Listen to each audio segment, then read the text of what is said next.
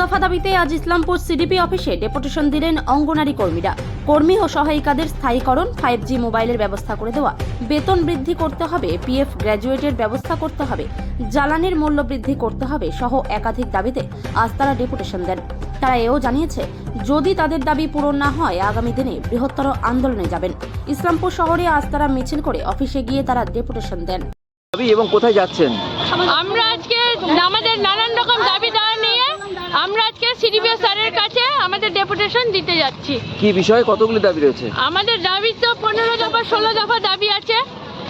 তার মধ্যে মেন দাবি হচ্ছে আমাদের কর্মী ও সহায়িকাদের স্থায়ীকরণ করতে হবে, অবিলম্বে বেতন বৃদ্ধি করতে হবে, আমাদের PF এবং গ্র্যাচুইটির ব্যবস্থা করতে হবে, পছন্দ টাকার অ্যাপসের কাজ করার আগে আমাদের 5G মোবাইল দিতে হবে।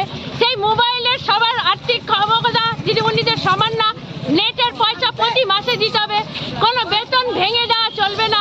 5 তারিখের মধ্যে আমাদের আমাদের বেতন অবিলম্বে 10 দফা দাবি।